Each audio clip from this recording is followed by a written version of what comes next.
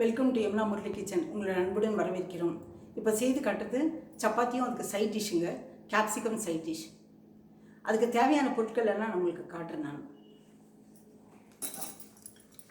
Capsicum ஒன்று பெருசு, அது இவ்வளோ பெருசாக கட் பண்ணி வச்சுருக்கேன். நான் உள்ளுக்குள்ள விதையை எடுத்துகிட்டு ஒரு ஆனியன் பெருசாக இது பண்ணிவிட்டு அதை இந்த மாதிரி பிச்சு வச்சுருக்கேனுங்க. நான் பாருங்கள், பெருசாக இருக்குது.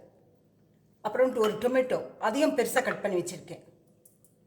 அதுக்கு தேவையானது மிளகா பொடி, மஞ்சள் பொடி, பூண்டு தட்டினது பாருங்கள், சும்மா 2 பட்டை, மல்லி பவுடர். இப்போ நான் செய்து காட்டுறேன். நான் உங்களுக்கு பாருங்கள், வானலியை வச்சுக்கணும். அடுப்பில்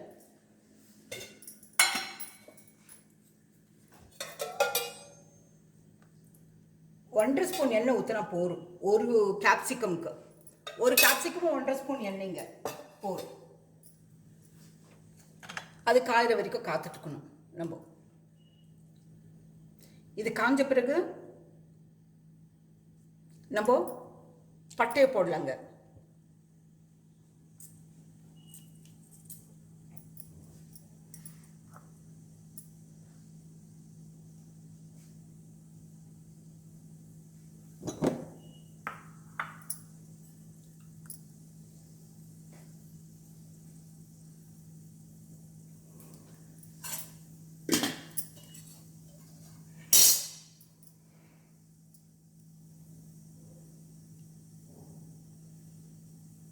பட்டை கொஞ்சம் பொரிச்ச பிறகு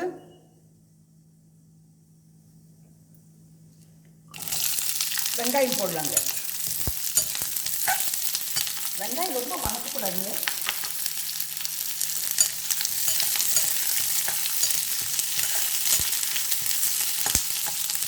பாருங்க, பெருசாக இருக்கு. இப்போ நம்ம கேப்சிகம் போடலாம்.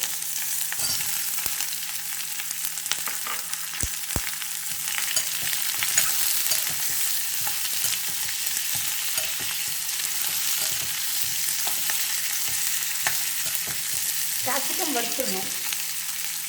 அது கொஞ்சம் உப்பு போடலாங்க. உடனே உப்பு போட்டால் உப்பு பிடிக்கும்னு சொல்லுவாங்க.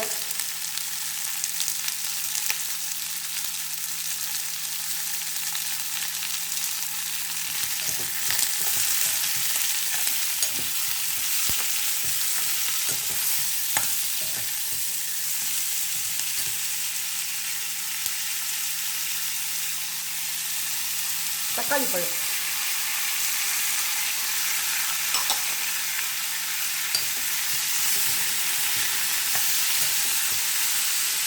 இது சிம்மில் வச்சுக்கலாங்க. அடுப்பு சிம்மில் வச்சிடலாங்க.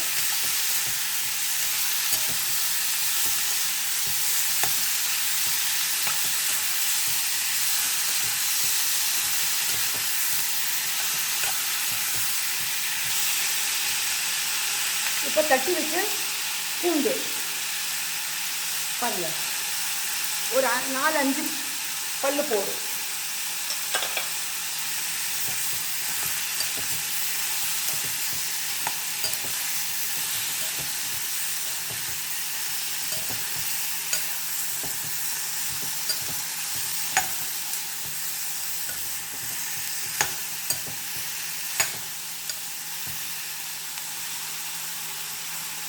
இப்போ மஞ்சள் பொடி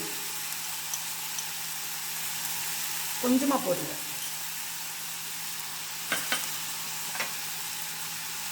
அப்புறம் வரமிளகாத்தூள் குடமிளகாக்கு கம்மியாக போட்டால் போதும். அது கொஞ்சம் காரம் இருக்குது, இது கொஞ்சம் காரம், அவ்வளோதான்.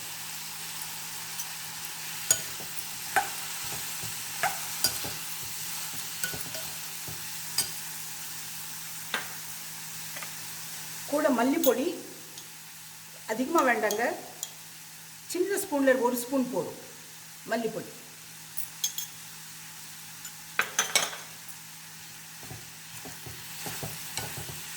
எல்லாமே எண்ணெயிலே வறுத்துடுங்க.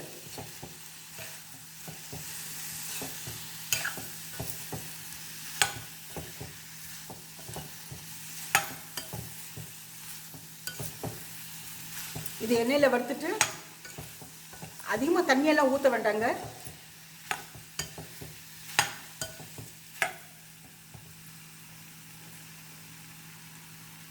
தண்ணி தெளிச்சா போதும்.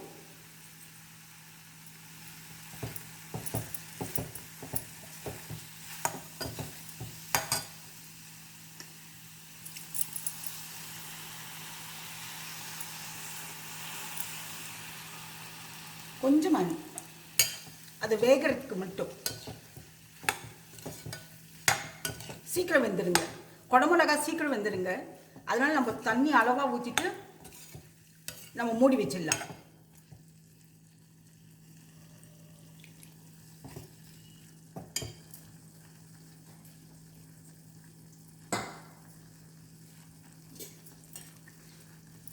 முதலே உப்பு போட்டிருக்கோம், அந்த உப்பு போரும்.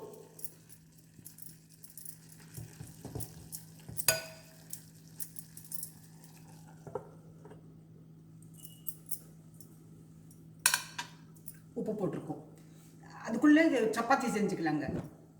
சப்பாத்தி நான் தேய்க்கிறேன் பாருங்க, பிசைஞ்சு இப்போ சப்பாத்தி செய்யலாங்க. சப்பாத்தி மாவு நான் இந்த பதத்துக்கு பிசைஞ்சு வச்சுருக்கேன். 10 நிமிஷம் முந்தி, இது செய்கிறதுக்கு முந்தி தான் பிசைஞ்சு வச்சுருக்கேங்க. பிசைஞ்சு வச்சுட்டு சின்ன உருண்டையாக பூரிக்கு போட்ட மாதிரி சின்ன உருண்டையாக எடுத்திருக்கேன் நான். பாருங்க,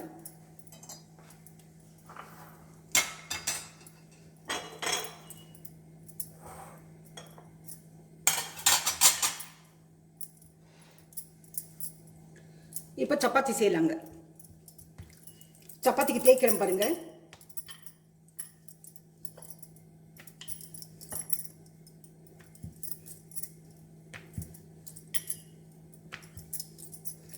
இதுக்கு கொஞ்சம் எண்ணெய் விட்டுடணும்.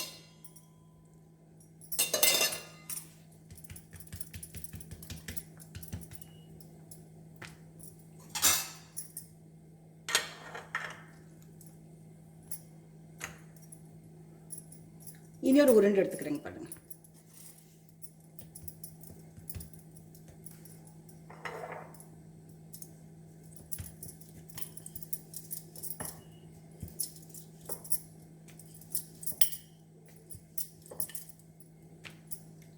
இதுக்கு பவுடர் போட்டு வச்சிடுறேங்க.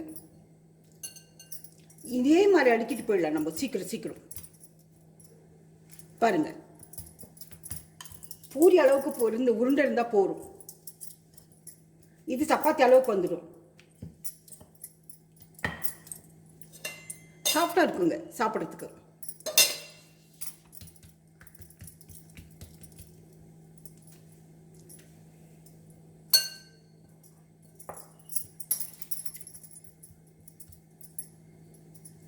பாருங்க, தேய்க்கிறேன்.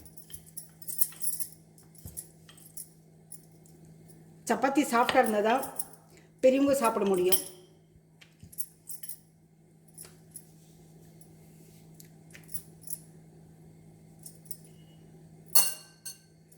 இப்போ 2 உருண்டை இது எடுத்துக்கணுங்க. 2 பூரிஸ் பார்த்தீங்களா?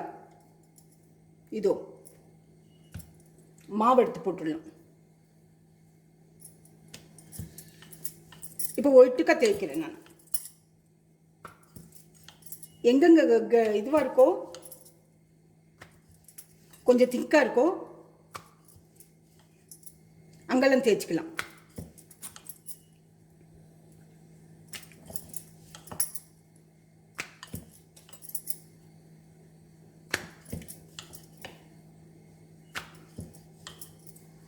பாருங்க, தோசைக்கல் காஞ்சிட்டு இருக்கு.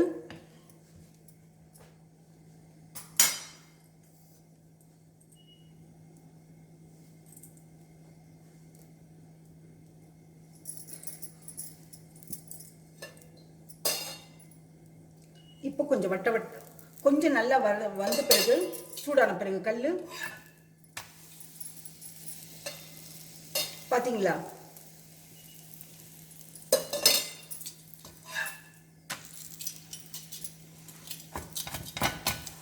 இது சாப்பிட்டாக்க வீட்டில் எல்லாரும் இதே மாதிரி சன்னமாக கேட்பாங்க.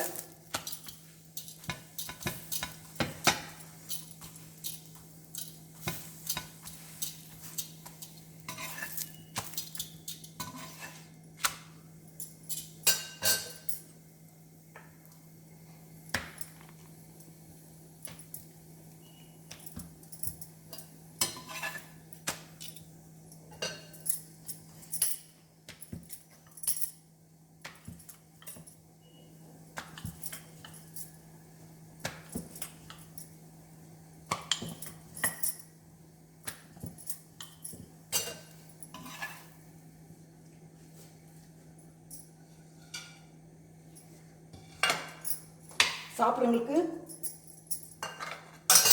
இந்த சப்பாத்தி கொடுக்கலாம். இது பிரித்த 2 வருங்க பாருங்க, பார்த்தீங்களா? 2 சப்பாத்தியாக வருது. சன்னமாக இருக்கும், ரொம்ப சன்னமாக இருக்கும். இதுக்கு அந்த கேப்சிகம் தொட்டு சாப்பிடும்போது ரொம்ப அருமையாக இருக்கும். பாருங்கள், இன்னொன்று போடுறேன் உங்களுக்கு காட்டு.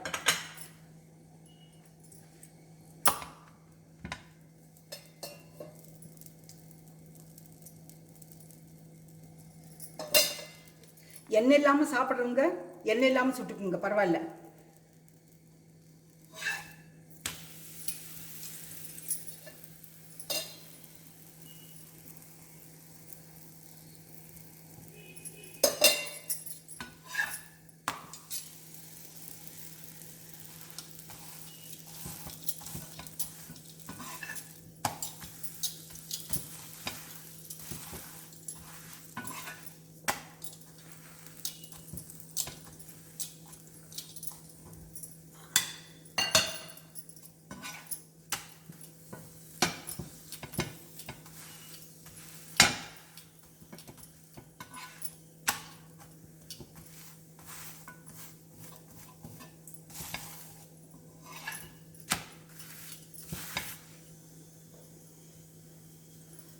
பாருங்க, இந்த சப்பாத்தி கூட பாருங்க, இதையும் பிரித்து கட்டுட்டுங்களா உங்களுக்கு? பார்த்தீங்களா? நான் இப்போ இந்த மாதிரி கொடுத்தாக்க டேஸ்ட்டாக ஃபேமிலியில் எல்லாரும் சாப்பிடுவாங்க. நீங்களும் நல்லா டேஸ்ட்டாக சாப்பிட்லாம். இப்போ கேப்சிகம் பார்க்கலாங்க.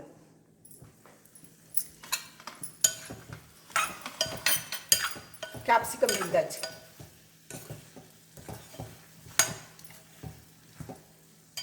இப்போ ஆஃப் பண்ணிடலாம்.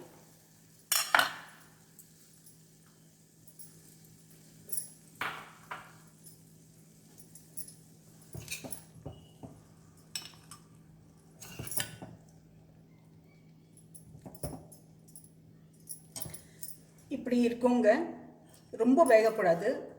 கேப்சிகம் ஒரு அளவுக்கு வெந்தால் போதும், தண்ணி தெளிக்கணும். இதோட